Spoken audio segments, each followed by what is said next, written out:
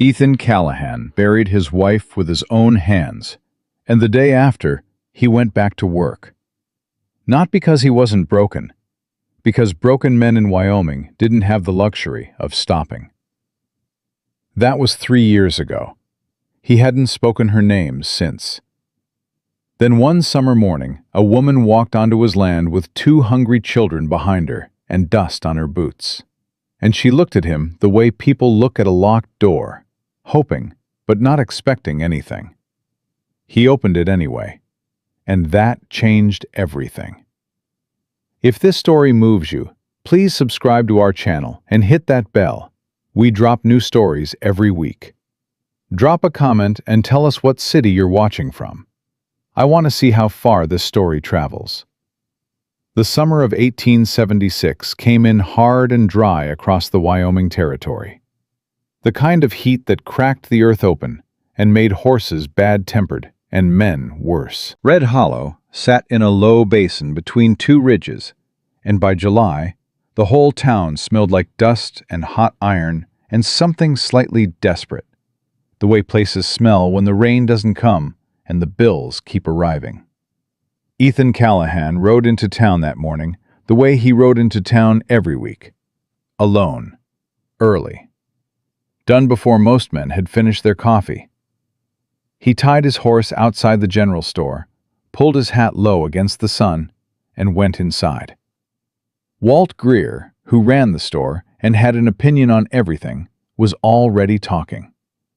"Heard a wagon broke down on the South Road," Walt said, not looking up from the ledger he wasn't really reading. "Woman traveling alone. 2 children." "That's so," Ethan said, not a question. He picked up his list from the counter. "Ain't from around here. Asking about work." "Lot of people asking about work this summer," Walt finally looked up. "This one's got no husband, no money. Nothing but those 2 kids and a busted axle." Ethan set his list down. "You give her the Hendersons' old place to stay?" Walt blinked. "Why would I do that?" "Because it's empty and it's hot and she's got children." Walt shrugged like that wasn't really his concern and went back to his ledger. Ethan gathered his supplies without another word. He found her at the edge of town, standing beside a wagon that had shed its rear left wheel and listed sadly into the dirt like something ashamed of itself. 2 children sat on a trunk nearby. A boy, maybe 10, with the face of someone who had learned not to cry in public, and a girl, no older than 6, who was chewing on the end of her braid and watching everything with enormous brown eyes. The woman had her back to him. She was talking to the wheel like she could reason it back onto the axle by sheer will. Her dress was the color that used to be blue, but had been washed too many times. Her hair was pinned up, but the heat had taken it down in pieces. Her hands, when she turned around, were the hands of a woman who worked. She looked at him. He looked at her. She spoke first. "I am not looking for trouble," she said. "I just need someone to tell me if there's a blacksmith who won't charge more than I have." "How much do you have?" She didn't hesitate. 40 cents. Ethan looked at the wheel. "Blacksmith charges $2. She closed her eyes for just a moment, then opened them again. "Then I'll need to find work first." "What kind of work?" "Any kind." She met his eyes directly. "Cooking, cleaning, mending. I can handle livestock if needed. I've run a farm before." He studied her for a moment. Not the way some men studied women, cataloging and evaluating, but the way a man studies a problem to understand it properly. "You got a name?" he asked. "Clara Whitmore. These are my children, Luke and Annie." The boy, Luke, stood up straight when his name was said, like he'd been trained to. The little girl, Annie, just kept chewing her braid and watching Ethan like she was trying to figure out if he was safe. Ethan tipped his hat. "Ethan Callahan. I've got a ranch 6 miles north." "You offering work, Mr. Callahan?" "I'm asking if you want it." Clara looked at him, then at her children, then back at him. What would the work be? Cook? Clean? Help with the kitchen garden? It's just me on that land, and I eat poorly, and the place looks like nobody cares about it. Because nobody does. He said it plainly, no apology in it. I don't pay much, but you'd have a roof and 3 meals a day, and your children would be safe. What are your expectations, Mr. Callahan? That you work, and that you're honest. That's all? That's everything. Clara was quiet for a long moment. Luke tugged her sleeve. Mama, he said quietly. She put her hand over his and looked at Ethan one more time. When would we start? Soon as I fix your wheel. He fixed it himself, right there in the street, while 3 men leaned against the front of the saloon and watched without offering to help. He could feel their eyes. He'd been feeling eyes like that his whole adult life. The particular quality of a small town's attention when it's decided something is interesting enough to judge. Walt Greer came out of the store as Ethan was loading Clara's trunk into the back of his wagon. You taking them out to your place? Walt asked. Yep. Ethan. Walt lowered his voice like that made it less of what it was. That ain't proper. She needs work. I need help. That's proper enough for me. People will talk. Ethan climbed up onto the wagon seat. People already talk, Walt. About everything and everyone. Haven't noticed it changing much. He clicked his tongue at the horse. The wagon moved. Behind him, he heard Walt say something to the men outside the saloon. Heard them laugh. He didn't look back. The ranch sat on a long slope of land, with a creek running through the south end, and a view of the mountains that, on clear mornings, made you believe the world was still mostly good. Ethan's wife, Rose, had loved that view. She'd built the kitchen garden and the herb bed by the back door, and she'd hung curtains in every window, even though Ethan told her the horses didn't care about curtains. After she died, the curtains came down. The garden went to weeds. The house got quiet in a way that had nothing to do with sound. Ethan worked. He always worked. But the house stayed empty in a way that working couldn't fix. When Clara stepped through the front door that afternoon and stopped, looking around at the bare walls and the dusty windows and the table that held only a coffee tin and a broken harness, she didn't say anything for a moment. Then she said, "Where do you keep your broom?" Ethan pointed. She nodded once, rolled up her sleeves, and went to work. Annie found the cat before supper. It lived in the barn and had no name and was deeply suspicious of human beings. But Annie sat down in the straw and held perfectly still and waited, and eventually the cat came to her, because animals and children know things about each other that adults forget. Luke helped Ethan with the horses. He worked quietly, efficiently, with the concentrated focus of a child who had been required to be useful too young. You know horses? Ethan asked. Some, Luke said. My father had 2. Ethan waited. He died, Luke said. Fever, 2 winters ago. I'm sorry. Luke shrugged, that tight, small shrug that means, I've already made peace with it because I didn't have a choice. Mama's been working since. We were in Cheyenne, laundry work. He paused. She was hoping for something better. Ethan handed him a brush. Start on the gray. They worked in silence for a while, which was its own kind of conversation. Clara cooked that night with what Ethan had in the kitchen, which wasn't much. Dried beans, salt pork, a sack of cornmeal, onions from last year still holding together. She made something out of it that smelled like an actual meal, which was more than Ethan had managed in longer than he wanted to admit.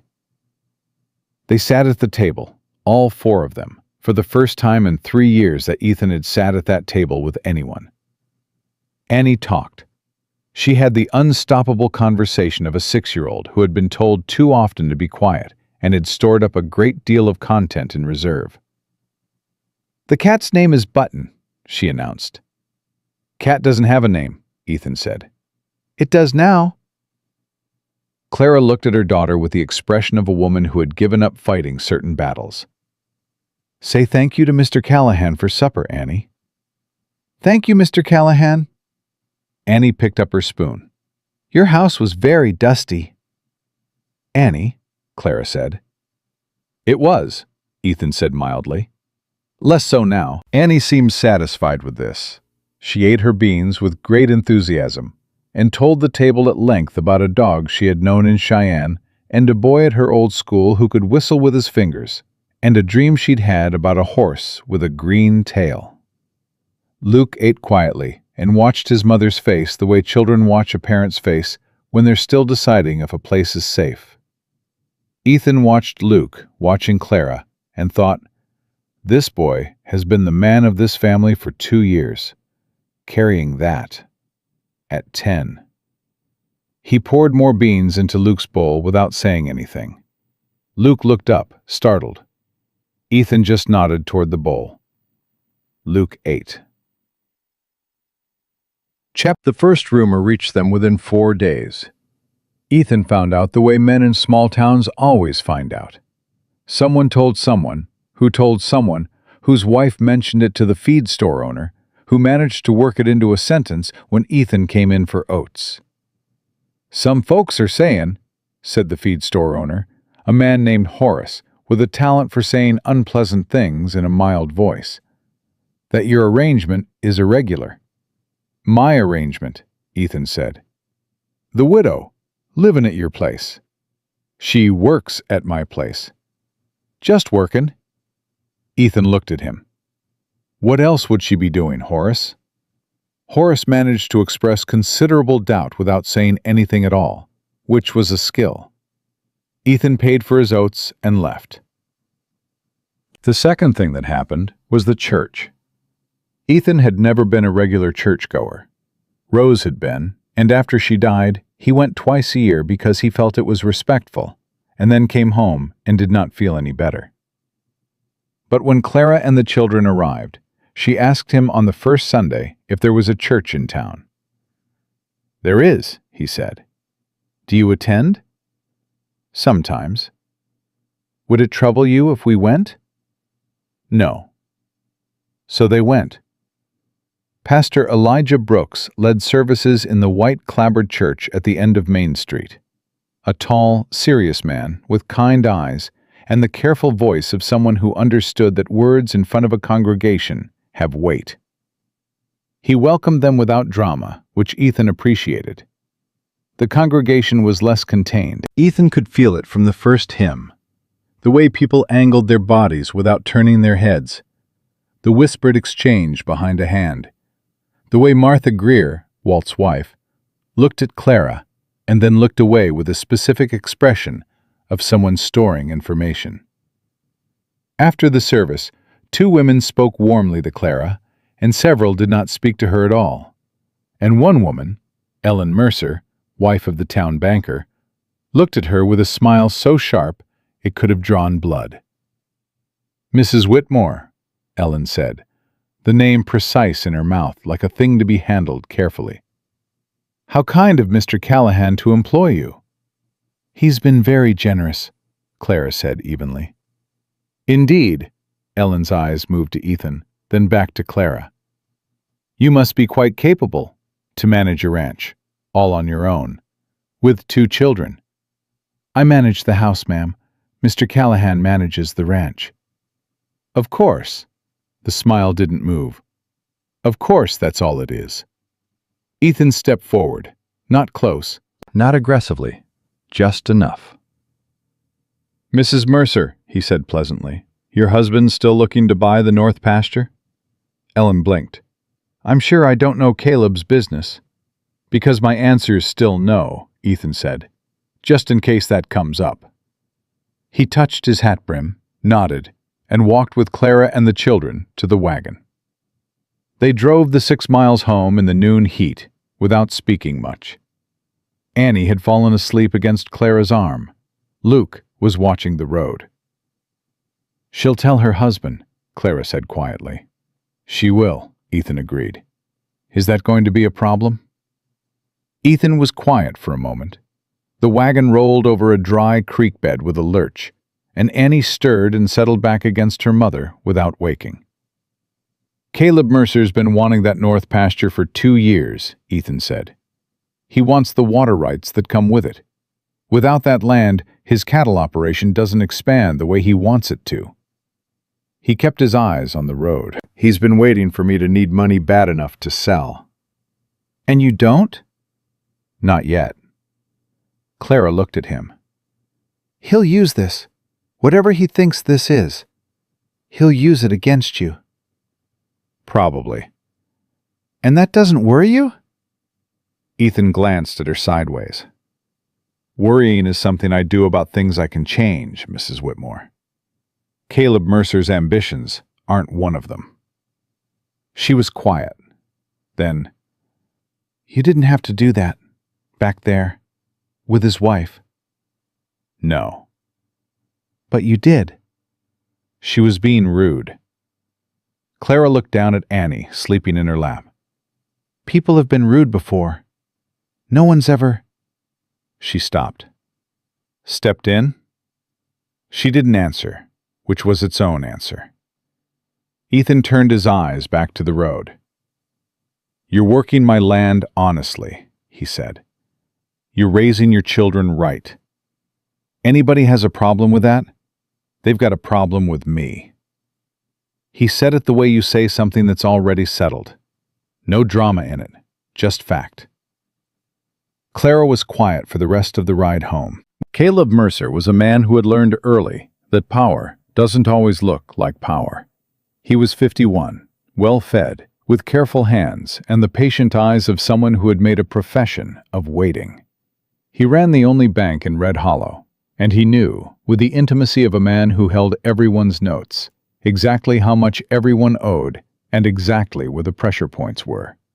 He came to see Ethan on a Tuesday morning, riding up the road to the ranch like a man making a social call, which it was not. Ethan was splitting firewood. He kept splitting it when he heard the horse, finished the log he was working on, and then stopped and waited. Mercer dismounted. "Ethan." "Caleb." Mercer looked at the house. "I heard you've taken on help." "You heard right." "A widow." "That's correct." Mercer's voice stayed pleasant. "That's charitable of you, given the circumstances." "What circumstances would those be?" "A woman alone, no family, dependent on your generosity." Mercer let that sit for a moment. "People in town are concerned about appearances. People in town should concern themselves with their own affairs." "Ethan," the pleasantness thinned slightly, "I'm here as a friend, as someone who has always respected your family. Your wife was a good woman. This," he gestured toward the house, "doesn't honor her memory." Ethan set down his axe. He looked at Mercer for a long moment, long enough that Mercer almost said something to fill the silence, and then thought better of it. "Rose," Ethan said, "would have had Clara and those children inside and fed before they finished introducing themselves." His voice was level. "Don't speak her memory to me to make your business sound like principle." Mercer's expression didn't change, but something behind his eyes did. "The offer on the north pasture stands," he said. "Fair price. Help you through a difficult season." "Season's fine. It will get harder." The words were said quietly, conversationally. But they were what they were. Ethan picked up his axe. "You need anything else, Caleb?" Mercer mounted his horse. He arranged his face back into pleasantness like a man putting on a coat. "Think about the offer," he said, "before things get complicated." He rode back down the road. Ethan split another log. Then he went inside and told Clara she should know that Mercer had been here, and what he said, and what he meant by it, because she had a right to know what she'd walked into. She listened without interrupting. When he finished, she said, "Do you want us to leave?" "No." "If it gets worse for you, Mrs. Whitmore." He met her eyes directly. "I don't make decisions based on what Caleb Mercer might do. I made a decision when I offered you this work, and I stand by it. That's how I do things." Clara held his gaze for a moment. Then she nodded once, and went back to what she'd been doing. Luke came home from town 12 days later, with a split lip and mud on his knees. He walked into the yard, and Ethan saw him from the fence and came over without rushing, because rushing would embarrass the boy. "What happened?" Ethan asked. Luke's jaw was tight. "Nothing." "That's quite a nothing." Luke looked at the ground. "Some boys. At the well. They said—" He stopped. "Things." "What things?" The boy's throat moved. "Called me a bastard ranch boy. Said my mama was—" He didn't finish it. Ethan crouched down, so he was at the boy's level. He looked at Luke's face, the cut lip, the dried blood, the expression of a 10-year-old boy trying very hard to be older than he was. "Did you fight back?" Ethan asked. "Yes, sir." "Good." Luke blinked, clearly not expecting that. "Fighting back when someone insults your mother," Ethan said, "is not something I'll ever tell you was wrong." He looked at the boy steady. "How many were there?" "3. You do any damage?" Something flickered at the corner of Luke's mouth. "Tommy Greer is going to have a black eye." "Walt's boy?" "Yes, sir." Ethan was quiet for a moment. Then he stood. "Come inside. We'll clean that lip. Then you'll tell me exactly what was said." "Why does it matter what was said?" "Because," Ethan said, "I want to know what we're dealing with, and I'd rather know it from you than find out another way." Luke followed him inside. Clara saw her son's face, and her expression did something complicated and controlled. The face of a woman who had learned to manage her fear so her children didn't carry it. "It's all right," Luke said quickly. "I'm all right, Mama." She took his face in her hands anyway, turning it gently, checking the damage. "Sit down," she said. He sat. Ethan stood in the doorway and watched her tend to her son, and felt something move through him. Some old grief and some new thing that didn't have a name yet. And then he went back outside because a man needs somewhere to put the things he can't say. He stood at the fence for a long time, looking at the mountains. Rose had loved this view. He thought, this house has been a grave for 3 years. And then he thought, it isn't anymore. And then he thought about Caleb Mercer, and the boys at the well, and the look on Martha Greer's face in church. And he understood, with the clarity of a man who has stopped pretending things will resolve on their own, that this was not going to get easier. He just hadn't decided yet what he was going to do about it. The sun was starting its long summer slide toward the mountains. Somewhere in the house behind him, he could hear Annie talking to the cat, and Luke's voice answering something his mother asked, and then Clara's quiet laugh at whatever the response was. And the sound of a house that wasn't empty anymore came through the open window and settled around him like something he hadn't realized he'd been missing until just now. He straightened, picked up the fence post he'd set down, went back to work. The morning after Luke came home with a split lip, Ethan rode into Red Hollow alone. He didn't tell Clara where he was going. He didn't need to. She saw him saddle the roan before breakfast, and she watched him from the kitchen window with the expression of a woman who understood that certain things had to be handled by the person who intended to handle them. He found Walt Greer opening his store at 7:30. "Your boy jumped mine at the well," Ethan said. He didn't raise his voice. 3 on 1. Walt straightened slowly. "Boys will be boys, Ethan. 3 on 1 isn't boys being boys, Walt. That's a lesson someone taught them." Walt's jaw tightened, My Tommy said the Whitmore boy threw the first punch. After your Tommy called his mother a name I won't repeat in polite company. Ethan held the man's eyes. You want to tell me that's acceptable? In front of children? Walt looked away first. People are talking, Ethan. You can't blame them for having opinions. I can blame them for putting those opinions in the mouths of children and sending them after a 10-year-old boy. Ethan set both hands flat on the counter. It happens again, I won't be coming to talk. He bought his flour and left. Word got around, the way words always got around in Red Hollow.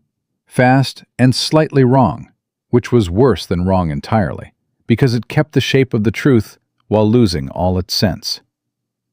By afternoon, the story had become that Ethan Callahan had threatened Walt Greer over a harmless schoolyard scuffle, which told Ethan everything he needed to know about who was controlling the narrative. Caleb Mercer had an office above the bank, with a window that looked down on Main Street. Ethan had always suspected he spent a considerable portion of his day at that window, and events continued to confirm this suspicion. Clara heard the version of the story that arrived at the ranch from a woman named Ida Perkins, the nearest neighbor, who drove up the road that afternoon with a jar of preserves and the barely concealed purpose of gathering information. Ida was 60, loud, and fundamentally decent despite herself, which meant she told Clara the rumor while also clearly disapproving of it. They're saying Ethan made threats, Ida said, setting the preserves on the kitchen table and looking around with the focused interest of someone cataloging everything they saw for later discussion. Over nothing. It wasn't nothing, Clara said. She poured coffee without being asked. 3 boys jumped my son because of gossip adults started. Ida's mouth thinned. She picked up her coffee. You know how this town works, honey. I'm starting to. Mercer's been wanting that land for years. He's not a patient man. Ida lowered her voice, like the walls might be listening. He got the Hendersons out 2 years ago. Called in their note when their harvest came up short. Land went to auction. He bought it for half what it was worth. Clara was quiet. I'm just telling you, Ida said, so you understand what you're up against. I appreciate that, Mrs. Perkins. Ida finished her coffee, looked around the kitchen once more, at the clean windows, the herb cuttings in a jar by the sink, the evidence of a house that had been cared for, and something softened briefly in her expression. You've done good work here, she said gruffly. Place hasn't looked like this since Rose was alive. She picked up her basket. That's just an observation, not a judgment. She left without waiting for a response. Clara told Ethan about the Henderson land that night after the children were asleep. They sat at the kitchen table with the lamp between them and the window open to the heat, and she laid out what Ida had said in clear, careful sentences, because she was a woman who dealt with information directly. Ethan listened without interrupting. You knew about the Hendersons, she said when she finished. I knew. And you know he'll try the same thing with you. He doesn't hold my note. I paid the ranch off 4 years ago. Clara's eyes moved across his face. Then what does he have to use? Ethan was quiet for a moment. In Wyoming territory, a man can petition the county to have a property declared a public nuisance if he can show the owner's conduct is endangering community welfare. He said it flatly, without drama. It's rare, but Mercer has a judge in Casper who owes him. And if he can get enough of the town to sign a complaint, he can take your land through the law. He can make it very difficult for me to keep it. Clara looked down at the table. The lamp flame moved slightly in the cross breeze, and the shadows shifted around them. Ethan, if we're the cause of this... You're not the cause. Mercer's greed is the cause. You're just the excuse. That's a distinction that won't matter if you lose this ranch. I'm not going to lose this ranch. She looked up at him. How can you be sure? He held her gaze. Because I haven't done anything wrong, and I intend to make that very clear. It was the steadiest thing she had heard anyone say in 2 years.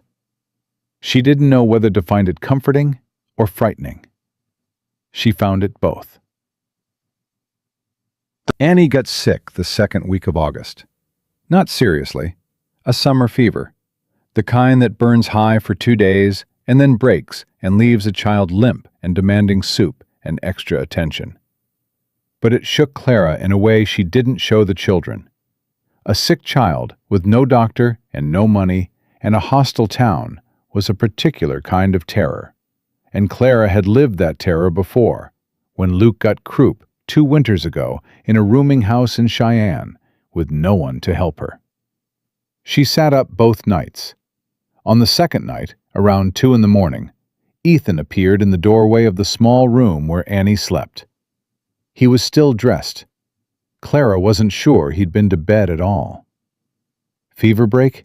he asked quietly. "Not yet." He nodded. He crossed the room, crouched beside the small bed, and put the back of his hand to Annie's forehead with a practiced gentleness that surprised her. "My daughter ran fevers like this," he said. Clara went very still. Ethan didn't look up from Annie's face. "She died at 3, before Rose.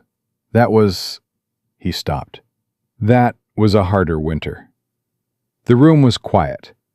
The kind of quiet that isn't empty, but full. "I'm sorry," Clara said softly. "I didn't know."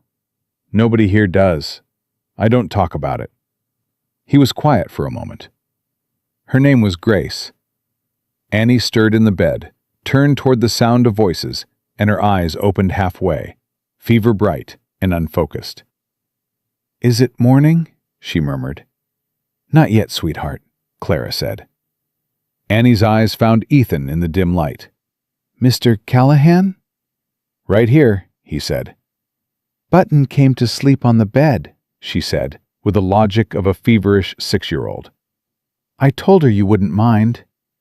"I don't mind." She closed her eyes again. Ethan straightened. He and Clara looked at each other across the small room, over the sleeping child, and something moved between them that was too complicated to speak, and neither of them tried. "I'll get more water," he said. He was gone before she could say thank you. The fever broke by morning.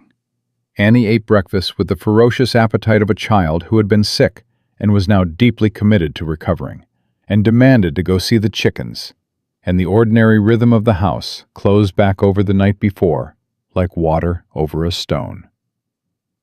But Clara carried what Ethan had said. She turned it carefully in her mind, the way you turn something fragile. A daughter named Grace. A harder winter. The particular way he had said it with no self-pity, just fact, because that was how he handled everything, as fact, as something to be acknowledged and then continued through. She thought, this man has been carrying a great deal alone. She thought, so have I. She went back to work. The notice arrived on a Thursday. It came via the county marshal's deputy, a young man named Croft, who had the uncomfortable look of someone delivering a message he had not read but suspected was trouble. He handed it to Ethan at the gate and rode away quickly, which told Ethan something about the message before he opened it. It was a formal complaint, signed by 11 residents of Red Hollow, requesting a town hearing on the grounds that Ethan Callahan's domestic arrangements constituted a public moral nuisance and set a damaging example for the community's children. The hearing was set for 2 weeks out. Caleb Mercer's name was not on the document, which meant his fingerprints were all over it. Ethan read it twice. Then he folded it and put it in his pocket and finished the fence post he'd been working on, because the fence needed doing, and panic was a luxury he didn't have. Clara found him at the fence an hour later. She'd seen Croft arrive and leave. What was it? He handed her the folded paper without speaking. She read it. He watched her face, the way it went still, then careful, then something that wasn't quite fear, but was close to it. 11 people, she said. Mercer had help. Ethan, She handed it back. "This is about you. This has nothing to do with me or the children anymore. This is him coming for your land." I know. "You should talk to a lawyer." Nearest lawyer is 40 miles. "Then ride 40 miles. He almost smiled. "You're not what I expected, Mrs. Whitmore." What did you expect? Someone more, he considered. Resigned. I was resigned, she said, for about a year after my husband died. It didn't help anything. She met his eyes. You didn't back down from Mercer when he came to the ranch. Don't start backing down now. He looked at her for a moment. "I'll ride tomorrow," he said. He rode 41 miles to a lawyer named Gerald Fitch, who operated out of a cluttered office above a hardware store in Casper, and who had a reputation for being effective, expensive, and honest, which was a difficult combination to maintain, and explained why he was only moderately prosperous. Fitch read the complaint. He read it again. He set it down and looked at Ethan over his glasses. "Who signed this?" Ethan named them. Fitch recognized 3 names and raised an eyebrow. "And Caleb Mercer's name isn't on it." "No. But he organized it. I'd stake the ranch on it." Fitch leaned back. "The public nuisance statute they're invoking is legitimate, but thin. They'd need to demonstrate actual harm to the community, not just moral disapproval. And that's a harder argument than it sounds." He tapped the paper. "But if Mercer gets a sympathetic judge, he has one in Casper." Fitch was quiet for a moment. "Judge Hartley?" "I don't know the name. If it's Hartley, this gets harder." Fitch looked at him steadily. "You understand what you're dealing with here? This isn't about the widow." "I know what it's about." "Do you want my honest counsel?" "That's why I rode 40 miles. Fitch folded his hands on the desk. "Simplest resolution. Remove the cause of complaint. Send the woman and her children on. Mercer loses his angle. Hearing goes away. Land stays safe." Ethan looked at him. "That," Ethan said, "is not a resolution I'm willing to consider." Fitch studied him for a long moment. Then he nodded, slowly, with the expression of a man who had decided to respect something, even if it cost him some effort. "Then we fight it, and you need to understand it will be expensive, and it will be unpleasant, and there is no guarantee of the outcome." "I understand." "Why?" Fitch asked, not as a challenge, as a genuine question. "A widow you met 6 weeks ago. Why is this land worth risking for her?" Ethan was quiet for a moment. "It isn't about her," he said. "It's about the fact that I haven't done anything wrong.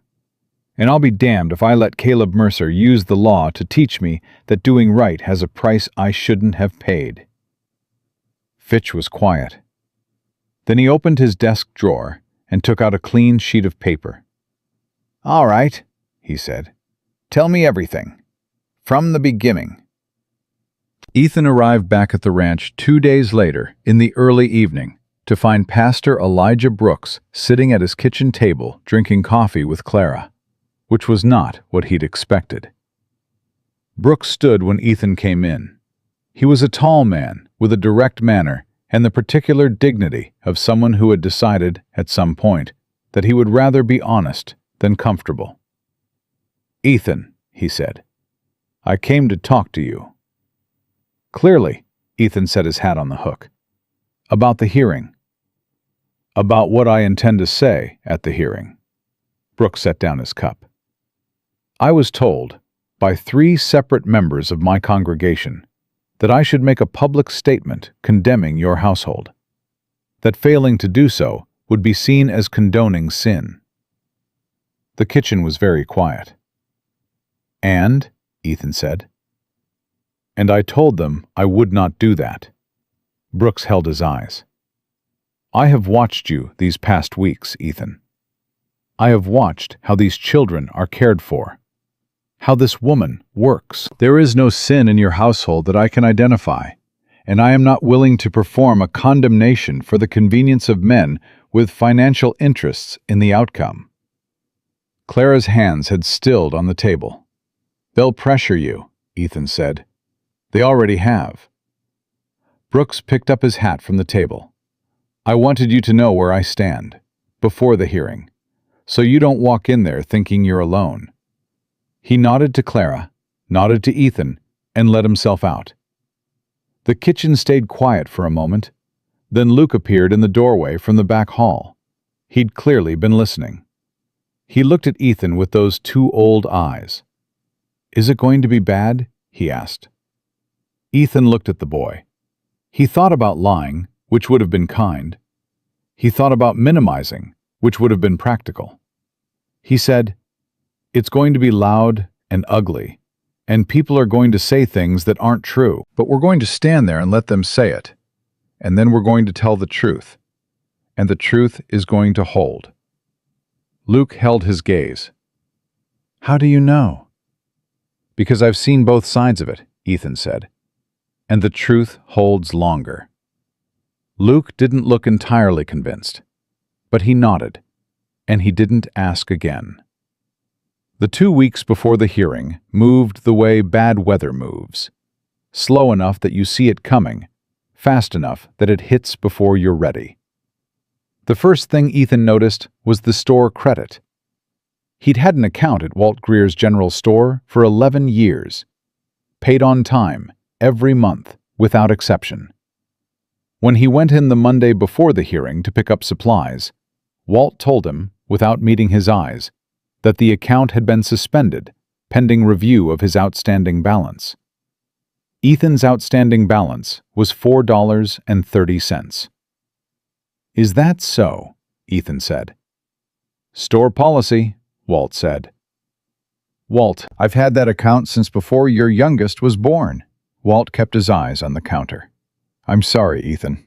It's just policy. Ethan counted out $4.30 from his pocket, set it on the counter coin by coin, picked up his supplies, and left without another word.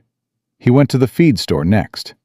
Horace told him, with slightly more discomfort than Walt, but the same result, that he couldn't extend credit this month. The hardware store was closed, which may have been coincidence and may not have been.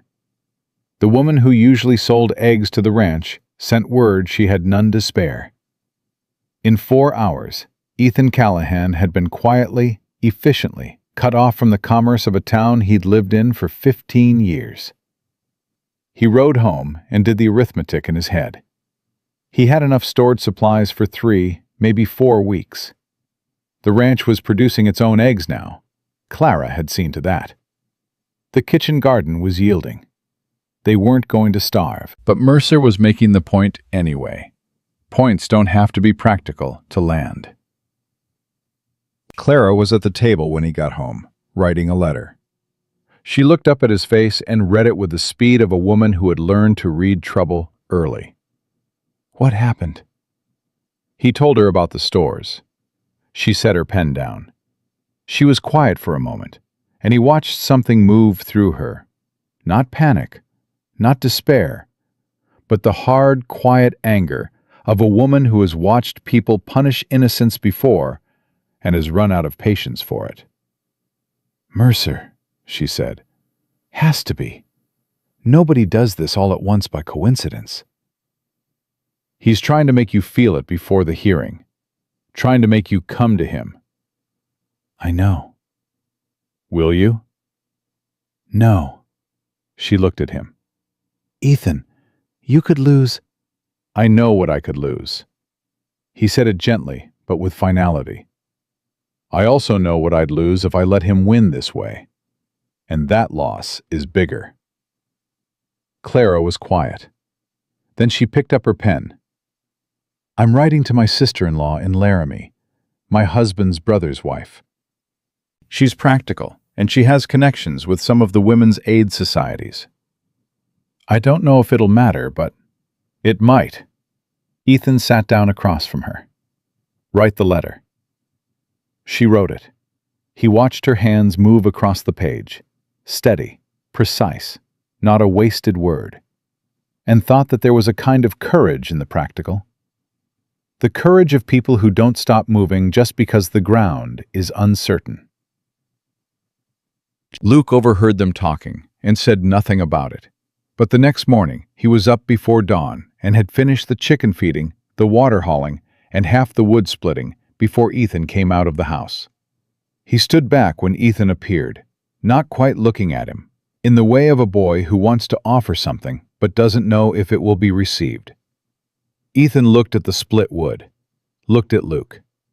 "Good work," he said simply.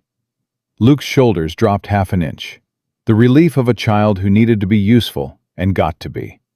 They worked the rest of the morning without talking much, which was by then their natural mode, the comfortable silence of two people who understood each other without requiring constant confirmation. At noon, Luke said, without looking up from the fence rail he was sanding, "Are they going to take the ranch?" "They're going to try." "What happens if they do?" "They won't." "But if they did?" Ethan stopped working. He turned to face the boy fully. "Luke, look at me." Luke looked up. "If the worst happened, which it won't, you and your mother and your sister would not be left without a place or plan. I want you to understand that. Whatever happens at that hearing, I have made arrangements." Luke held his eyes. "What kind of arrangements?" "The kind that mean you're not alone in this." Ethan held the boy's gaze. "That's all you need to know right now." Luke was quiet for a long moment.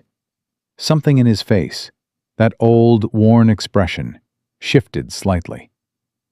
"Okay," he said. He went back to sanding. The night before the hearing, Annie climbed into the kitchen while Clara was baking and sat on the floor next to the stove, which was her preferred location for serious conversations, and said, "Mama, why do people not like us?" Clara set down her spoon. She sat on the floor next to her daughter, which was the kind of mother she was. She met Annie where Annie was, not where it was convenient. "Some people," she said carefully, "don't like things they don't understand. And we're something new here, something they didn't expect." Annie thought about this. "Do they not like Mr. Callahan either?" "Some of them, right now, yes."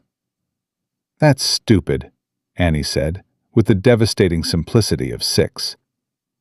"Mr. Callahan fixed my wheel, and he lets Button sleep inside. And he didn't yell at Luke, even when Luke broke the good bucket." "I know, sweetheart." "If people knew those things, they would like him." Clara smoothed her daughter's hair. "You're right. They would." Annie leaned against her. "Will it be okay tomorrow?" Clara didn't lie to her children. She'd decided that 2 years ago when their father died, and she'd had to tell them the truth before she was ready to say it. And she'd seen how the truth, even hard truth, settled them more than false comfort did. "I don't know," she said, "but we'll be together, and Ethan will be there. And that's more than we had 6 weeks ago." Annie considered this. "That's true," she said, as though it had been a reasonably good argument. She stood up. "Can I have some of the batter?" Clara handed her the spoon. The town hall of Red Hollow sat between the church and the land office, a plain, functional building that held community meetings, occasional dances, and the particular kind of civic theater that small towns perform when they need to feel institutional. On the morning of the hearing, it was fuller than Ethan had ever seen it. He arrived with Clara on his left and the 2 children behind them, and walked through the door of that building like a man who had every right to be there, which he did, and intended everyone present to understand that. The room went quiet when they entered, not the comfortable quiet of respect, the loaded quiet of an audience that has been waiting.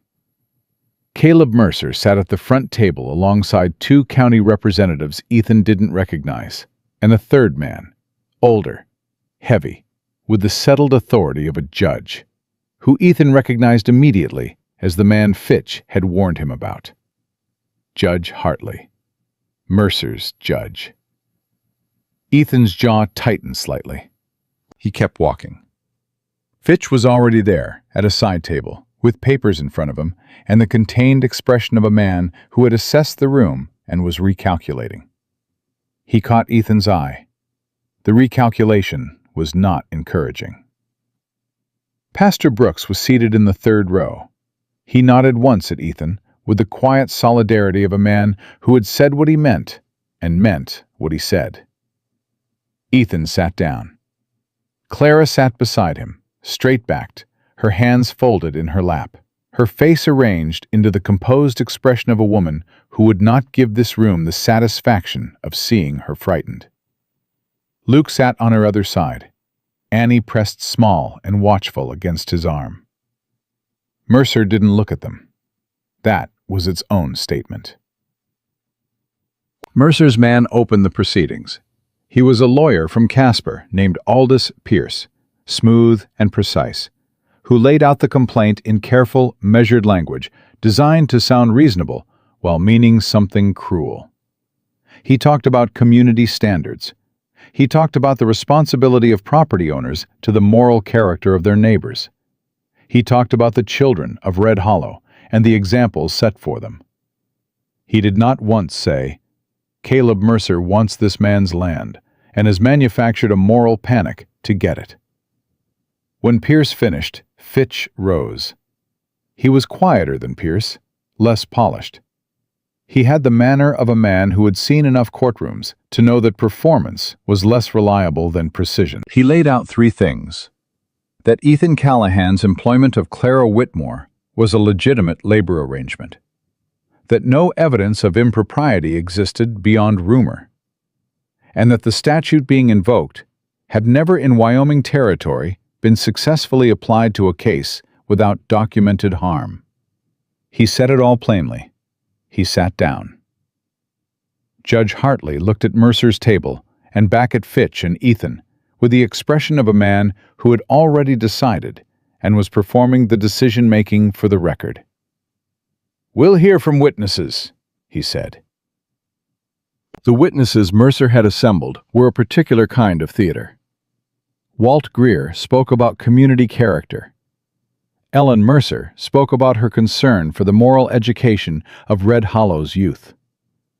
A farmer named Peters, whose land bordered Ethan's south pasture, said he'd seen things that made him uncomfortable, and when pressed by Fitch to specify, could not specify anything that was not entirely ordinary domestic activity.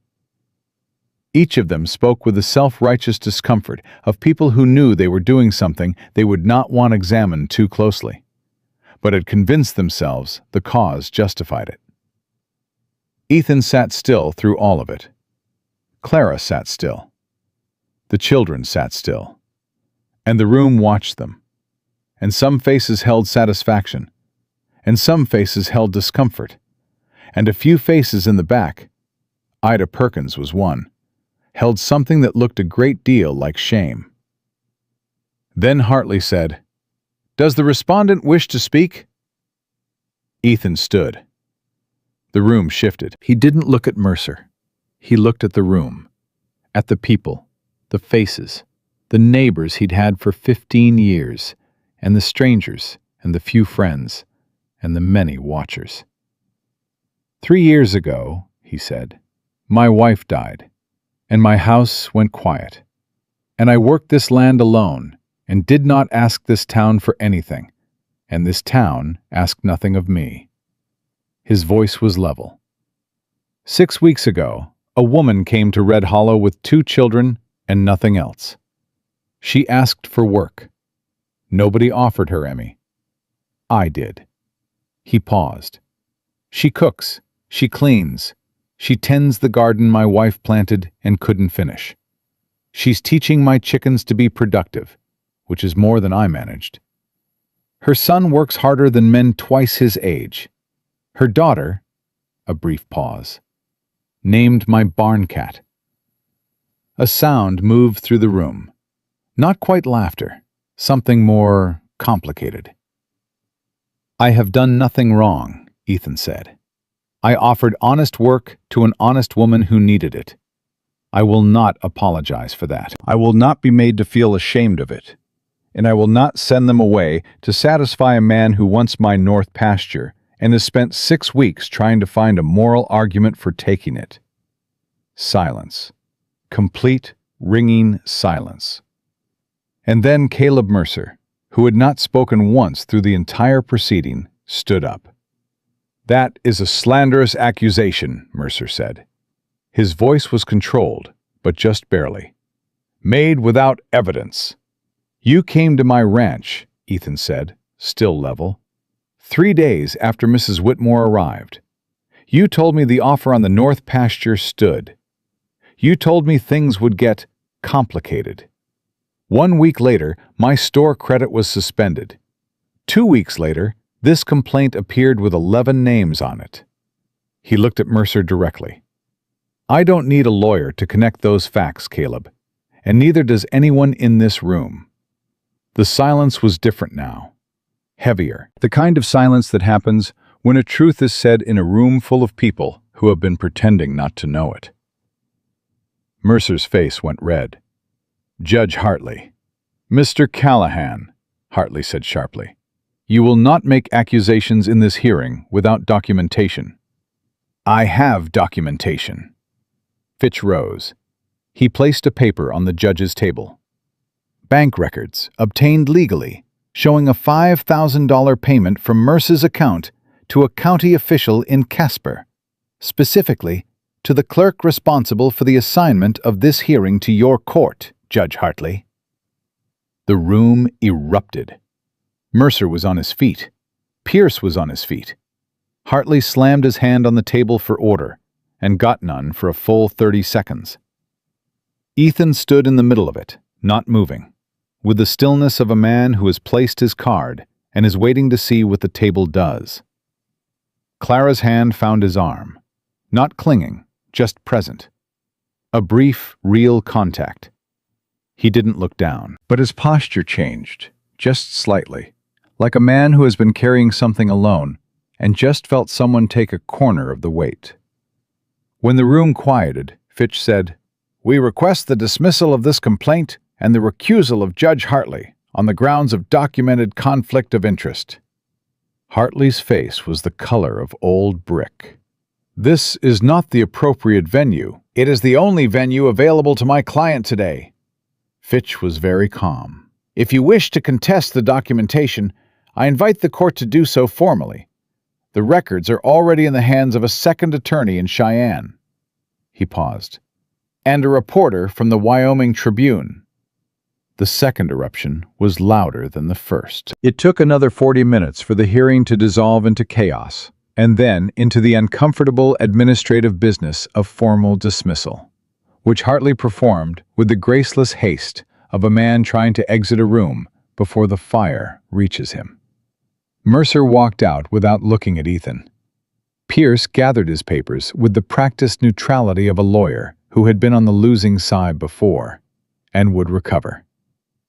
The 11 signatories filed out with varying degrees of discomfort, some avoiding Ethan's eyes.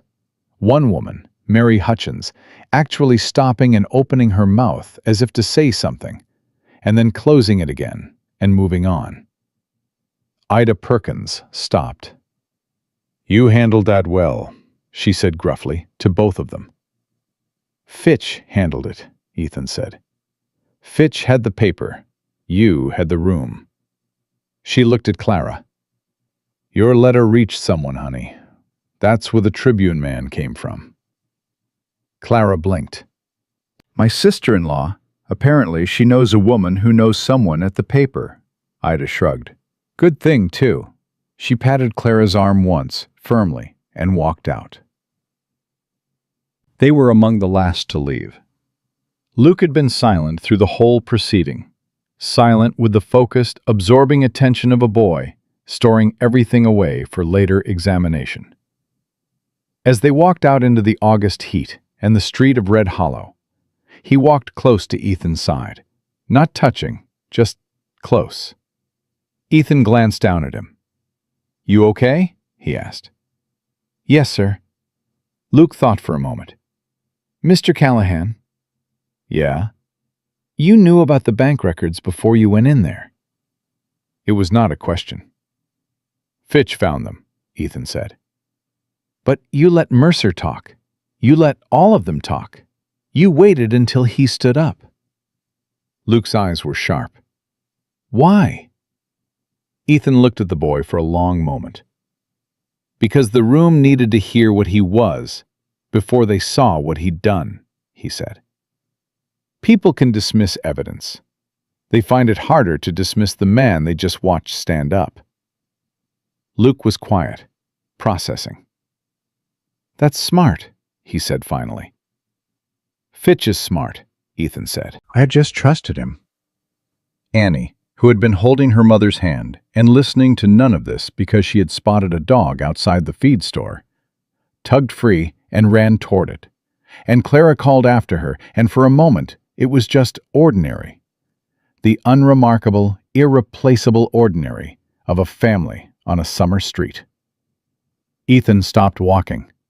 He stood in the street of Red Hollow in the August heat and looked at those three people. The woman calling her daughter's name with exasperated love. The boy beside him with his two old eyes gone slightly soft. The small girl crouched happily in the dirt, making friends with a stranger's dog. And he felt something shift in his chest. Not settled, not over. Mercer wasn't done, and the town wasn't healed, and there was still a long road ahead. He knew that. But something had broken open today that couldn't be closed again. In the hearing room, in the town's understanding of what had been done and who had done it. And in him, in the part of him that had been a grave for 3 years and had been, slowly and without his full permission, becoming something else. Clara came back with Annie in tow and looked at his face. "What is it?" she asked quietly. "Nothing," he said. Then, "We should get home." She looked at him a moment longer. She nodded. They walked to the wagon together, and behind them, through the open windows of the town hall, the voices of Red Hollow continued, confused, recalibrating, beginning the slow and uncomfortable work of deciding what kind of town they wanted to be. Caleb Mercer did not leave Red Hollow. Ethan had half expected it, that the exposure at the hearing, the documents, the Tribune reporter, the public unraveling of 6 weeks of careful maneuvering would be enough humiliation to drive a man to cut his losses and redirect his ambitions elsewhere. He'd seen men do it before. Swallow the defeat, recalculate, find a softer target. Mercer was not that kind of man. He was the other kind. The kind whose pride is so tangled up in winning that losing becomes something personal, something that requires a response regardless of cost. Ethan understood this about him within 4 days of the hearing, because 4 days after the hearing, his water was cut. Not the creek. Nobody owned the creek. But the irrigation channel that ran from the creek to the kitchen garden and the stock trough had been dug 3 years ago across a narrow strip of land that technically belonged to a rancher named Cole Dunbar, who had always been neighborly about it, who had shaken Ethan's hand every autumn at the harvest social for a decade. Cole Dunbar had apparently reconsidered his neighborliness. He sent a written notice, formal, stiff, clearly not written by Cole, who had never in his life used the phrase, pursuant to land use statutes, informing Ethan that the irrigation channel constituted an unauthorized easement and must be blocked within 10 days. Ethan read it, folded it, set it next to Fitch's first letter on the kitchen shelf, where he kept the documents of this particular season. Mercer got to Cole, he told Clara that evening. His note? She asked. Has to be. He sat down. Cole's been struggling since his wife got sick last spring. Medical bills. Mercer holds his paper. Clara's face was still. He's squeezing everyone around you. Tightening the circle, Ethan looked at his hands on the table. He can't come at the ranch directly anymore, not after the hearing, so he comes at everything around it. What do we do about the water? I dig a new channel. Longer route stays entirely on my land. It'll take a week and it'll be hard work. He looked up. Luke's going to want to help. Luke is 10. Luke is 10 and has been quietly treating himself as a grown man for 2 years. Telling him he can't help will be worse than letting him. He held her eyes. Your call, but that's my read. Clara was quiet for a moment. Let him help, she said. But you watch him. Always. They dug for 6 days. Ethan, Luke, and a hired hand named Sully, who was 63 years old, and had the arms of a man half his age, and the opinion that Caleb Mercer was, and he used the exact word, a scoundrel. Sully had not been involved in the hearing, had not signed any complaint, and had shown up at the ranch gate the morning after the water notice, with a shovel over his shoulder, and no explanation beyond, "Heard you needed digging done." Ethan paid him fair. Sully said the digging was payment enough, which told Ethan something about what the hearing had done to the town's internal weather, even if the external weather was still cold. Luke dug without complaint, without drama, with the focused energy of a boy who needed to put his body to work because his mind was carrying more than a 10-year-old should carry. On the third day, when they broke for water and Sully wandered off to eat his lunch in his preferred solitary manner, Luke sat down next to Ethan in the dry grass and said, without preamble, "I want to stay here." Ethan looked at him. "I mean..." Luke picked up a stone, turned it in his fingers. "I know we work for you. I know that's what it is. But I want..." He stopped. "I want this to be where we live, not just for now." The words landed with the particular weight of something a child has been practicing saying. Ethan was quiet for a long moment. The creek moved 30 feet away, and the summer heat pressed down on everything. "That's not entirely my decision," he said finally. "I know. I'd have to ask Mama." Luke looked at the stone. "But I'm asking you first. Because if you don't want us to stay, then there's no point asking her." Ethan looked at this boy, 10 years old, fatherless 2 years, carrying quiet responsibility like a man twice his size, and felt the truth of the moment press against his chest. "I want you to stay," he said. Luke looked up. "All of you," Ethan said. "That's been true for a while. I just hadn't said it." Luke was quiet. He turned the stone over once more. Then he set it down carefully, like he was placing something. "Okay," he said. He picked up his shovel and went back to work. The channel was finished on a Saturday. The water ran through it clean and strong, entirely on Callahan land, and when Annie saw it working, she clapped her hands like they'd performed a miracle, which in the circumstances was not entirely wrong. That night Sully stayed for supper, and it was the fullest the kitchen table had been. And Annie told Sully at length about Button the cat, and the chickens, and the horse she had been promised she could ride when she was a little bigger, which promise Ethan had no memory of making, but did not dispute. Sully ate 2 plates, and said it was the best meal he'd had since 1869, which was probably an exaggeration, but felt true in the way that matters. When he left, he stopped at the door and looked back at the table, the lamp, the dishes, the family arranged around it, with an expression that had something old and private in it. "Good house," he said simply. He meant it as more than the building. Everyone understood that. The barn burned on a Tuesday. Not the house, the barn. And not by accident. Ethan smelled the smoke before he saw the light. He was asleep, and then he wasn't, because the smell hit him and his body knew what it was before his mind caught up. And he was out of bed and through the door and across the yard in the dark before he had fully put together the thought. Fire. The barn was well involved by the time he got there. The horses were screaming. He went in anyway.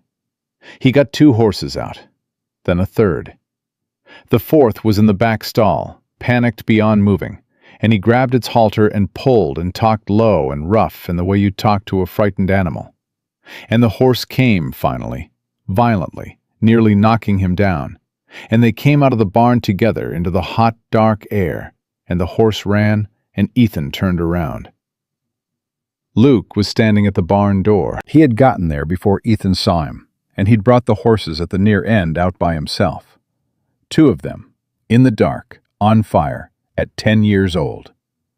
He was standing with a burn on his left forearm and a wild, focused look in his eyes. "I got Molly in the roan," he said. His voice was shaking, but his body was not. Ethan grabbed the boy's shoulders. "You go back in the house. You hear me? Right now." "But the—" "Now, Luke!" Luke went. He went without argument, which meant he understood the command was not negotiable. Ethan turned back. The barn was past saving. He could see that. But the tool shed was connected at the south corner, and if the fire reached it, it reached the house wall 20 feet beyond. And that was not going to happen. He worked for 2 hours. Sully appeared from somewhere, because Sully apparently had the instincts of a man who has lived long enough to know when to show up. Together they kept the fire from the shed. The barn burned down to its bones and then to ash, and the Wyoming night went quiet again. And Ethan stood in the yard covered in smoke and ash and looked at what was left. Clara was behind him. She'd been there for the last hour, hauling water with the grim efficiency of a woman who does not panic, staying back because he'd told her to, doing what she could from the perimeter. She stood beside him and looked at the ruin. "The horses?" she asked. "All out. Luke got 2 before I got there." She made a sound, not quite a word, the sound of a mother who has just fully processed what her son did. "His arm," Ethan said. "I dressed it. It's not deep." They stood there. The ash settled. The first gray of pre-dawn was beginning at the edge of the sky. "Mercer," Clara said. "Or someone Mercer paid." Ethan's voice was very quiet and very even. "There'll be tracks. I'll find them in the daylight." "And then?" "And then I'll know." Clara turned to look at him. His face in the pre-dawn was ash-streaked and exhausted, and absolutely set, in the way of a man who has moved past anger into something colder and more resolute. "Ethan," she said his name with the particular weight of someone who wants to make sure they're heard. "Whatever you're thinking right now, you don't do it alone." He looked at her. "You don't ride out alone," she said. "You don't confront him alone. Whatever comes next, you don't carry it alone. Not anymore." He held her eyes. "Not anymore," she said again, quieter. It was the most direct thing she had said to him in 2 months. He understood every layer of it. "I won't," he said. She nodded once. She went back inside. He stood in the yard until it was light enough to track. The tracks led to the South Road and to a pair of boots that matched a man named Denny Voigt, who did odd work for Mercer and had the look of a man who had never once asked what something was for before agreeing to do it. Ethan found the boots in the bunkhouse behind Mercer's property, which was either brazen stupidity or the action of a man who was entirely sure he was untouchable. He took the tracks to Marshall Croft. Croft was young and uncomfortable, and clearly aware that arresting a man connected to Caleb Mercer had implications for his continued employment in Red Hollow. He looked at the evidence Ethan laid out with the expression of a man calculating very fast. "This implicates Mercer," Croft said. "It implicates Voight. What it says about Mercer is a separate question." "Ethan, a man burned my barn. There were horses inside. My boy went in after them and has a burn on his arm to show for it." Ethan's voice did not rise. "I am not asking you to do anything except your job, Marshal." Croft looked at the evidence for a long moment. "Give me until tomorrow morning," he said. "You've got tonight." Croft arrested Denny Voight before noon the next day. Voight, who had the unfortunate quality of cracking under minimal pressure, gave Mercer's name inside of 2 hours. He didn't have documentation. It had been a cash arrangement and a verbal instruction. But he had enough specifics that Croft had no choice but to bring Mercer in for questioning. The news moved through Red Hollow in the way news moves through small towns that have been holding their breath. Fast, complete, and with a quality of release, like pressure dropping before weather changes. Ethan heard about the questioning from Fitch, who had been notified through the Cheyenne attorney, who had been notified through the Tribune reporter, who had apparently been keeping close watch on Red Hollow events since the hearing. The information network Clara had inadvertently set in motion with her letter to her sister-in-law had developed a life of its own. Ida Perkins drove up to the ranch that afternoon with a pie. A real pie. Apple, still warm, and the expression of a woman who had something to say and was going to say it in the context of a peace offering. "I signed it," she said. She was standing in the kitchen, the pie on the table, not sitting down because sitting down would have been comfortable, and she didn't feel she'd earned comfort. "The complaint, back in July, she stopped. "Before I knew." Clara looked at her. "I should have known," Ida said.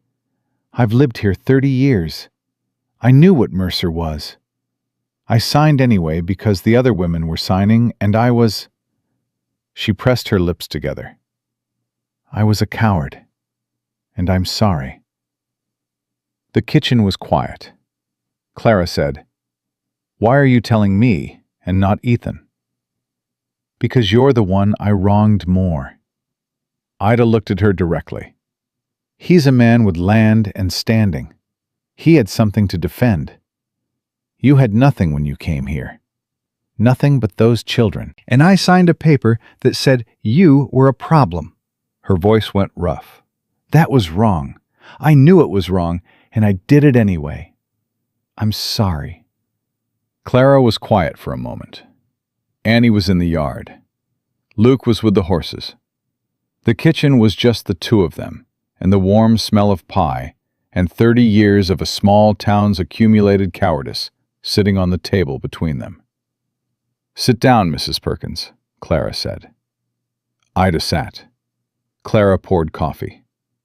"You're not the only one who signed," Clara said. "And you're the only one who's come to say this. That matters." Ida wrapped her hands around the cup. "I talked to some of the others. Martha Greer is having a hard time looking at herself right now. I think you'll be seeing more people." She paused. "Not all of them. Some people don't come back from what they did. But some will." "I know," Clara said. "You're not angry?" Clara looked at her across the table. "I've been angry for 2 months, Mrs. Perkins. I'm tired of the weight of it." She wrapped her own hands around her cup. "I'd rather use the energy on something else." Ida was quiet. Then, unexpectedly, her eyes went bright. She looked down at her coffee quickly. "You're a good woman," she said gruffly. "Rose would have liked you." Clara said nothing, but something in her face softened. Ethan found out about Ida's visit from Luke, who had come in for water and witnessed the end of it, and who reported it to Ethan in the barn, with the precise brevity of someone transmitting intelligence. "Mrs. Perkins apologized," Luke said. "For real, I think. Not the kind where you're apologizing but still think you're right. How can you tell the difference? Luke considered this seriously. She looked at the floor a lot. People who aren't really sorry look at you, so you can see they're being sorry. Ethan looked at the boy for a moment. That's a very accurate observation. Mama cried after she left. A little. She didn't want me to see. Luke looked at Ethan steadily. She's been carrying a lot. I know. More than she shows. I know that too. Luke was quiet for a moment. Then, are you going to say something to her? Or are you just going to know it and not say it? The directness of the question, delivered without self-consciousness, the way only children can deliver the thing adults have been carefully not saying, landed somewhere between funny and devastating. Ethan looked at Luke. Luke looked back at him with calm patience. I'll say something, Ethan said. Good, said Luke, and picked up his bucket and went back to the horses. He found her in the kitchen garden at dusk. She was pulling the last of the summer weeds from between the bean rows. The work she did at the end of hard days, the physical task her hands went to when her mind needed somewhere to put itself. He stopped at the edge of the garden. She'd heard him coming, but she didn't stop working. Ida came, she said. Luke told me. The others may come too, some of them. Maybe. He paused. Clara. She stopped at the sound of her name in his voice. She turned to look at him. Luke asked me 2 days ago if I wanted you to stay, he said. I told him yes. He held her eyes. I should have told you instead. The garden was quiet. The last light of the day was doing what August light does in Wyoming, going gold and long and slightly unbearable in its beauty. Clara looked at him. Her hands were still, dirt on them, working hands. I don't want to be an arrangement, she said carefully. I've been grateful. I am grateful, but I don't want to be something you're obligated to. Because you did the right thing once, and now the right thing won't let you go. That's not what this is. Then what is it? He crossed the short distance between them. He stood close enough that she had to look up at him. And he looked at her with the same directness he used for everything. No performance, no careful words, just the plain fact of what was true. This house was empty for 3 years, he said, and now it isn't. And that's because of you. Not because of your cooking or your work or what you do for the place, though all of it matters. Because of you. He paused. I would like you to stay. Not as a housekeeper, not as a worker, as... He stopped. As what? She asked quietly. He looked at her. As the person you already are here, he said. If you want to be. Clara was still for a long moment. Her hands, her face, the light. I have 2 children, she said. I know, I've met them. Something moved across her face. Something that had been careful for a very long time, letting go of its carefulness. The barn needs rebuilding, she said. It does. That's a lot of work. It is. You'll need help. I will. She looked at him. The corner of her mouth moved. Not quite a smile, but close. The beginning of one. Luke will want to help. Luke already informed me he intends to, Ethan said. She laughed. It was the first full laugh he'd heard from her. Surprised out of her, real and warm. And it changed the whole quality of the evening. He smiled. He couldn't help it. Annie's voice came from the yard, calling for her mother with the inexorable persistence of 6. Clara turned her head toward it. Coming, Annie, she called. She looked back at Ethan one more time. Something settled between them. Not a beginning, exactly.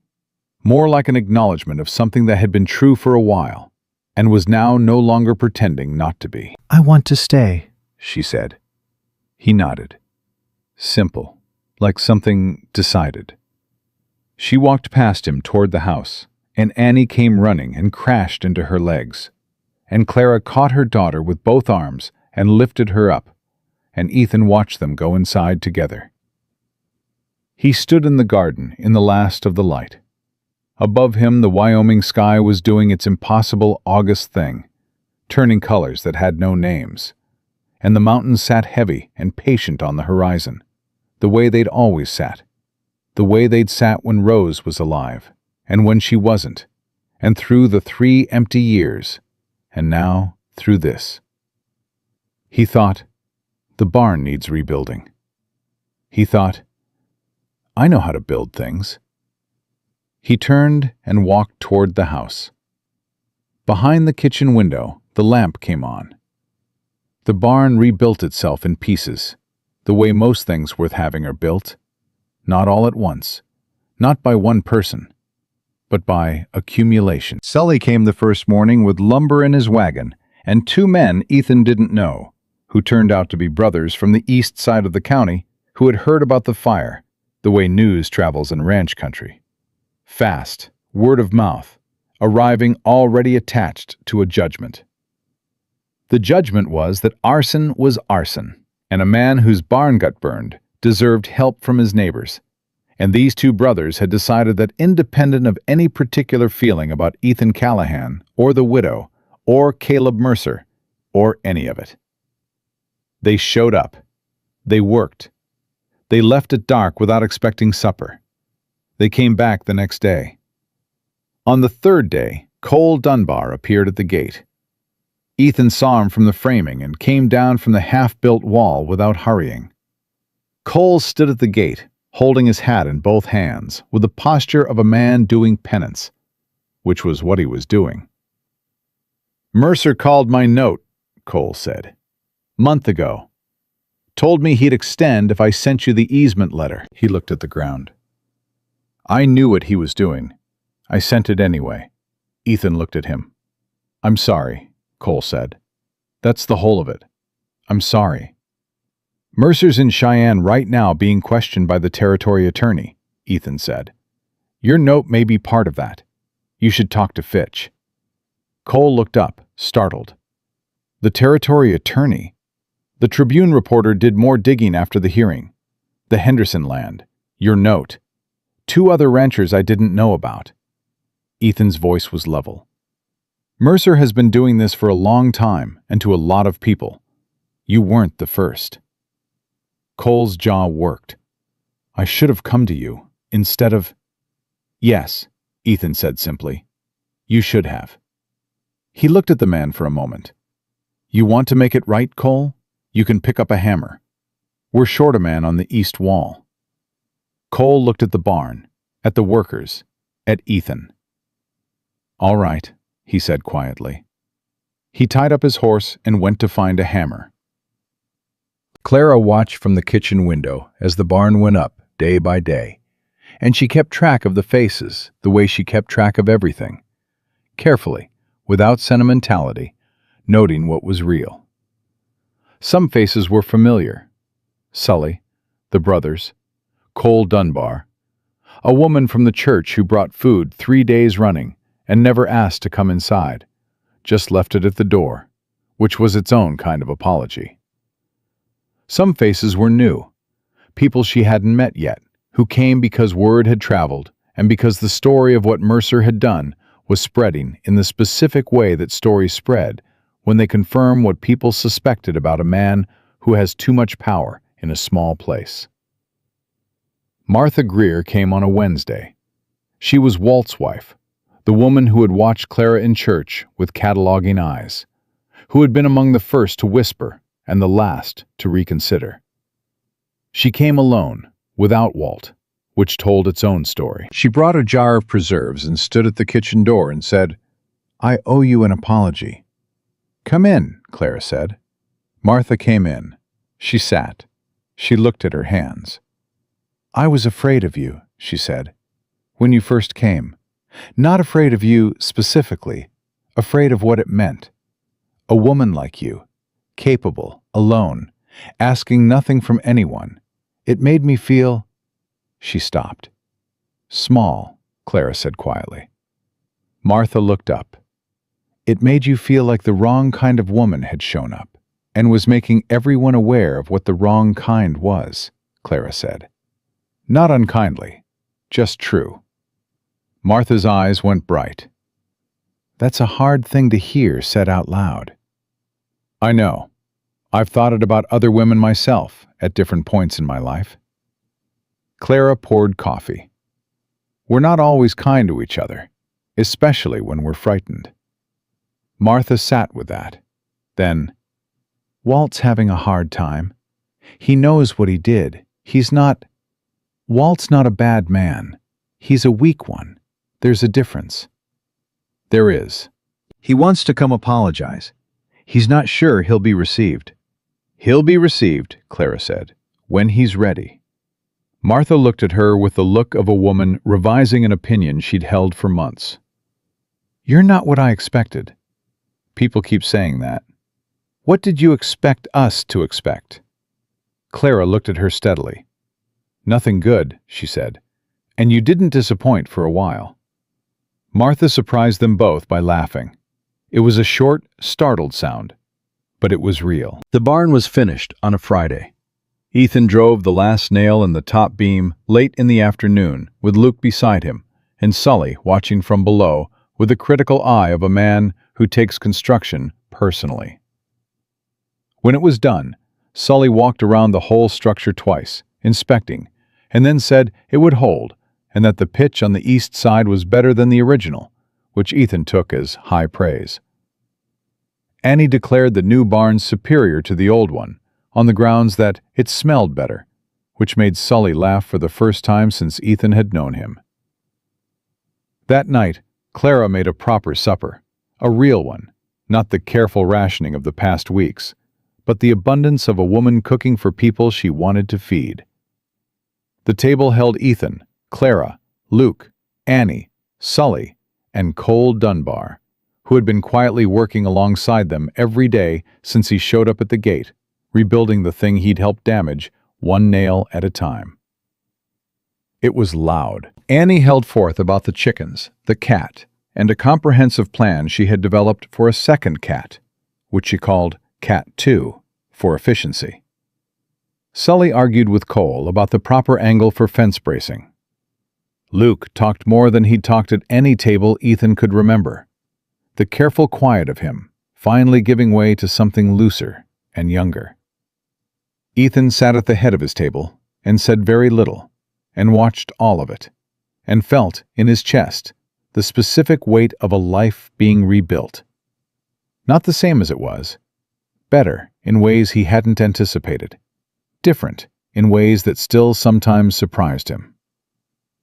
After supper, after Sully and Cole had gone and the children were in bed, Clara washed and Ethan dried, the way they had fallen into the habit of doing, and the kitchen was quiet, with the easy quiet of people who have stopped performing comfort and just have it. Clara handed him a plate. "Merce's lawyer came to see Fitch today." Ethan looked at her. "They want to settle," she said. "Quietly. Drop everything. Voight takes a fine. Mercer pays damages for the barn and the Henderson land and the other 2 ranchers. No criminal charges." "What does Fitch say?" "He says it's your call. He says a quiet settlement means Mercer doesn't go to trial. Means nothing in the record." She met his eyes. "Means he keeps the bank, keeps the land, keeps his standing here. Just diminished." "What do you think?" She looked at the dish in her hands. "I think the people he hurt need the money. The Hendersons, Cole, the others. A settlement pays them." She looked up. "I also think you've been fighting this for 2 months, and you're tired, and your barn just got rebuilt, and your children—" She stopped herself. "My children," he said. She heard what he did with those 2 words. She looked at him. "My children," he said again, steadily, looking at her, meaning all of it. Luke and Annie, The boy who had dug his channel and pulled horses from fire. The girl who had named his cat and made his house loud again. Clara set down the dish. She turned to face him fully. "Ethan, I want to marry you," he said, plainly, without ceremony or preamble or the elaborate construction of a romantic declaration. Just the fact, said directly, the way he said everything that mattered. "I should have said it before. I'm saying it now. I want you to be my wife. I want Luke and Annie to have this ranch as theirs. I want us to stop being an arrangement and start being what we already are." The kitchen held very still. Clara looked at him for a long time. The lamp moved. The night outside was quiet. Somewhere in the house, Annie was talking in her sleep, that running low murmur of a child whose mind keeps working, even in dreams. "You're not asking because of the town," Clara said, "or the hearing, or what people think." "No." "You're not asking because it makes things simpler legally." "No." "Why then?" "Because I love you," he said, "and I've been slow about saying it. And Luke informed me, with considerable directness, that I was the kind of man who knows things and doesn't say them, and I'm trying to do better." Clara made a sound that was partly a laugh and partly something else entirely. She pressed her hand over her mouth for a moment. Then she took it away. "Luke said that?" "Word for word." "He's been talking to you like that?" "For about a month." She shook her head slowly. "He's going to be insufferable when he finds out it worked." "Probably." She looked at Ethan. Everything in her face was open. The carefulness she had worn for 2 years, the practiced composure, the managed distance. All of it set down. Just her. "Yes," she said. "Yes?" "Yes, I'll marry you." She held his eyes. "I love you too." "I've been slow about saying it as well." He reached across and took her hand. That was all. Just her hand in his, in the kitchen they had made a home of, in the house that had stopped being a grave. They told the children the next morning at breakfast. Annie received the news that Ethan was going to be her father with the equanimity of a child who had been working toward this conclusion for weeks and was gratified that the adults had finally caught up. She said, "Does that mean I can ride the bay?" And when Ethan said yes, she considered the whole matter satisfactorily resolved and went back to her eggs. Luke said nothing for a long moment. He looked at Ethan across the table with those steady, too old eyes, and then he looked at his mother, and then he looked back at Ethan. "You meant it," Luke said. "What you said in the barn, about wanting us to stay." "I meant it." "It wasn't just—" Luke searched for the word. "It wasn't just because it was the right thing." "No," Ethan said. "It was because I wanted it. Both things can be true. Usually the things that matter are both." Luke took that in. He nodded slowly, with the deliberate nod of a 10-year-old who is filing something away to be certain of later. Then he said, "Can I learn to work the north pasture after the wedding?" Ethan looked at him. "You can start on the north pasture before the wedding." Luke smiled. Not the careful almost smile he usually managed, but a full one. The kind that changed his whole face into something that looked his actual age. It was the best thing Ethan had seen in years. They married on a Sunday in September, in the white clapboard church at the end of Main Street, with Pastor Brooks presiding, and a congregation that was larger than either of them expected. Not all of Red Hollow came. Some stayed away. Men with pride too large to fit through a church door they'd spent months standing against. Ethan didn't fault them for it. Pride was a slow thing to move. But enough came. Ida Perkins sat in the second row and wore her good hat and cried openly from the first hymn, which she would have denied if anyone brought it up, and which no one did. Cole Dunbar came with his wife. Walt Greer came alone, without Martha, and sat in the back, and when he caught Ethan's eye before the service, he nodded once, a small, plain nod, and Ethan nodded back, and that was its own version of enough. Sully sat in the front row on Ethan's side and cleaned his boots for the occasion, and told anyone who would listen that he had seen this coming since the second day he worked at the ranch, which was almost certainly not true, but sounded true, which in Sully's philosophy of the world was close enough.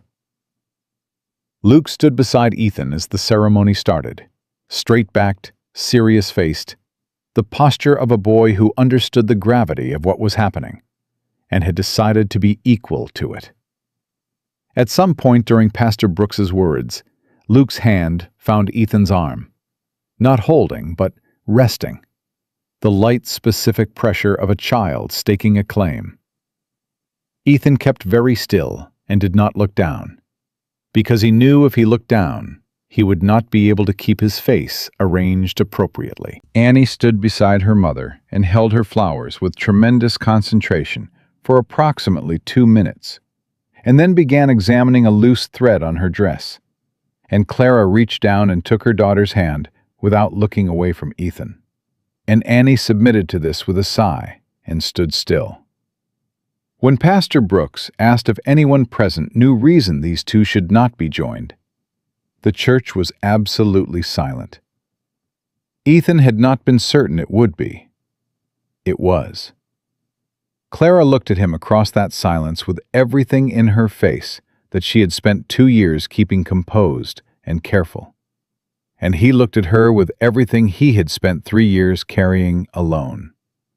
And the silence held all of it, and was sufficient. "I do," said Ethan. "I do," said Clara. 3 weeks later, Caleb Mercer accepted the settlement terms Fitch had negotiated. He paid the Hendersons. He paid Cole. He paid 2 other ranchers whose names Ethan had learned through the process, men Mercer had squeezed and leveraged and moved around like pieces on a board for years. He paid damages for the barn. He did not apologize. He did not leave Red Hollow. Men like Mercer don't leave. They contract. They recalculate. They find smaller ambitions in smaller corners. The bank stayed his. His standing stayed, though diminished, the way Fitch had said, like a building still standing after a fire that has burned out everything inside it. Ethan didn't require an apology. He'd stopped requiring things of Mercer when he understood that a man whose power comes entirely from other people's fear is already living in a kind of ruin. He had other things to think about. October came into Wyoming the way it does. Fast, cold, with the first snow arriving earlier than expected, and the mountains going white, and the ranch going into the beautiful, serious business of preparing for winter. The new barn held its first full season of horses and was judged superior by everyone who worked in it. The kitchen garden had been put to bed properly for the first time in 3 years, mulched and covered, with Clara already planning what would go in differently in the spring. The irrigation channel ran clean along its new course through land that was theirs. One evening, when the first real cold had come, and the family had come inside from the early dark, and the lamp was lit, and supper was on, and the house was full of the noise of children and an old man who had taken the coming for dinner twice a week because he had decided he was allowed to, Ethan sat at the head of his table and looked at all of it. Luke arguing with Sully about horses, Annie telling her mother something elaborate and urgent, Button, the cat, installed on the chair that had become definitively hers, Clara turning from the stove with a dish and catching Ethan's eye across the room, and doing nothing with it except staying there, her eyes on his, just for a moment, just the two of them inside all that good noise. He thought of Rose, the way he always thought of her, with love, with grief, with a particular ache of something that doesn't go away, but changes shape. He thought of Grace, 3 years old, who had been buried in the spring of 1873, and after whom the house had gone quiet the first time, before the second quietness, before the long winter of just him and the work and the view she used to love. He thought, they are not replaced. Nothing replaces them. He thought, and the house is full. Both things true, both things held. Annie's voice broke through. "Papa, Sully says the bay is too young to ride, but I am also young, and I ride things." "That's a solid argument," Ethan said. Sully looked outraged. "It is not a solid—" "The bay will be ready in spring," Ethan said. "You can both be ready in spring." Annie considered this. "That's fair," she said, with the judicious tone of a 6-year-old who has been granted a small victory and knows how to hold it. Luke caught Ethan's eye across the table and did something he rarely did. He grinned. Quick, unguarded, the grin of a boy who is, for the first time in a long time, not in charge of anything, not carrying anything, just at a table with his family, being 10 years old. Ethan held that look for a moment. Then he looked at Clara, who had heard all of it, who was watching him with quiet, certain eyes. She said nothing. She didn't need to. Some things you don't say because there are no words sufficient, and no words necessary, because the thing itself is already present and known, and requires no translation. This was one of those things. Later, after the children were in bed, and Sully had gone home, and the kitchen was clean, and the lamp was turned low, Ethan stood at the door to the porch and looked out at the Wyoming night. The mountains, the stars, the early season snow white on the ridgelines. Clara came and stood beside him. They stood there together, not speaking, the way people stand when they have come through something difficult and arrived somewhere real and are simply present in it. After a while, she said, "Luke asked me today if we could get a dog." "What did you tell him?" "I told him to ask you." Ethan was quiet for a moment. "Spring," he said, "when the barn work settles." "That's what I thought you'd say." He looked at her sideways. "You already told him spring, didn't you?" "I told him it was your decision." "Clara." "Which it is." The corner of her mouth moved. "I just had a feeling about what the decision would be." He shook his head slowly. She laughed quietly, there in the dark, and the sound of it went out into the cold Wyoming night and was answered by nothing except the mountains, patient and enormous, holding their watch the way they always had and always would, indifferent to the small, bright things that happened in their shadow, the fires and the hearings and the long silences and the words finally said. All of it, every moment of it, mattering completely. A family had been built here, on this slope of land, out of loss and stubbornness and the specific courage of people who refused to stop. And it would hold.